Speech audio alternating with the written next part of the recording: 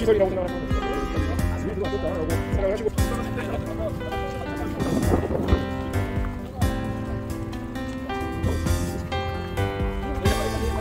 나일강은 무궁의 고속도로 이 신전에 사용된 석재는 화강암입니다. 왕의 방 역시도 화강암으로 만들어져 있습니다. 화강암은 아스완 지역에 있는 채석장에서 가져온 겁니다. 여기서부터 아스완까지의 거리는 1000km 정도가 되는데 그 거리를 보통 나일강을 이용해서 운반을 했고요. 나일강은 이집트 문명이 탄생하고 유지하는 데 있어서 매우 중요한 역할을 했습니다. 첫 번째는 굉장히 높은 수준의 생산량을 가져다 주었고 심지어 주변 국가의 흥망성쇠에도 큰 영향을 끼쳤습니다. 두 번째로 교통로로서도 핵심적인 역할을 했습니다. 굉장히 편리한 교통로였는데 일단 나일강 자체는 남쪽에서 북쪽으로 흐릅니다. 그렇기 때문에 남쪽에 있는 아스완에서 석재를 운반해 올 때는 배에 올리기만 하면 되는 거예요. 그럼 물을 따라 북쪽으로 돌이 운반되는 거죠. 반면에 북쪽에서 남쪽으로 이동을 할 때는 북쪽 지중해에서 불어오는 바람의 영향으로 대체로 바람이 북쪽에서 남쪽으로 붑니다. 배에 돛을 펴면 강물의 흐름을 거슬러 올라서 배가 북쪽에서 남쪽으로 이동할 수 있었죠. 그렇기 때문에 이집트 문명이 탄생하기 이전 시대, 보통은 이 시대를 선왕조 시대라고 부르는데 선왕조 시대부터 나일강이 교통로로서 중요한 역할을 했었고 그러다 보니까 나일강 유역에 있는 여러 인구 집단들 사이에서 여러가지 인적 교환이라든가 정보 교환 같은 것들이 활발하게 이루어질 수 있었고 그러한 여건들이 나중에 문명이 탄생하고 지속적으로 또 하나의 어떤 국가체를 형성하면서 유지되는데 굉장히 좋은 여건으로서 작용을 했습니다.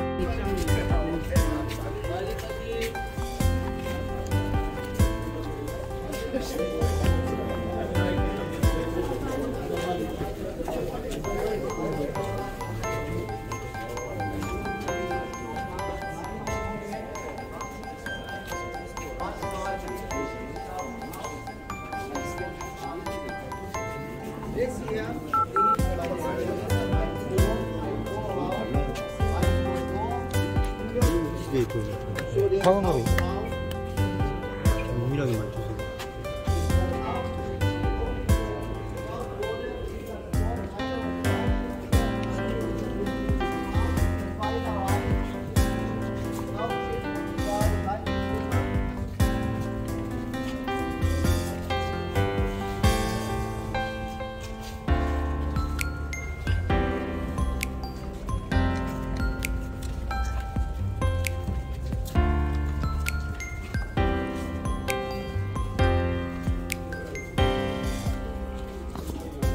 고대 이집트 무덤에 있는 두 종류의 공간, 고대 이집트의 무덤은 크게 두 종류의 공간으로 분리가 됩니다. 첫 번째 공간은 시신을 실제로 안치하기 위한 매장 공간이고요. 피라미드가 대표적인 사례죠. 두 번째는 무덤에 매장할 때 장례의식과 더불어서 죽은 사람을 위해서 제사를 지내는 사당으로서 역할을 하는 의례공간이 있습니다. 앞서 보셨던 장례신전과 의례용도로 그리고 하안신전 모두 다 의례용 공간이라고 생각을 하시면 됩니다. 우리나라도 마찬가지죠. 매장하는 무덤과 제사를 위한 사당으로 구분이 되죠. 이집트의 모든 종류의 무덤은 형식이나 형태나 구조가 다 완전히 다르지만 이 두 가지 구분은 그대로 다 적용이 됩니다. 여기 카프레 피라미드의 하안신전은 상왕조 시대의 전형적인 건축 양식입니다. 대피라미드 왕의 방도 여기처럼 장식 없이 돌을 쌓아서 만들었는데 상왕조 시대에는 이 같은 시설이 많이 만들어졌습니다. 벨리 템플 오브 카프르, 하안 신전, 즉 물가에 있는 신전입니다.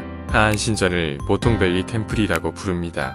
이 앞에 부두가 있는데 실제로 이 앞쪽까지 운하시설을 통해 나일강을 끌어왔던 것으로 보이고, 또 실제로 배를 이용해서 이 신전 바로 앞쪽까지 이동할 수가 있었습니다. 파라오의 장례 절차 과정에서도 시신을 배에 실어서 나일강 동안으로부터 이쪽으로 옮겨왔다고 생각하시면 됩니다.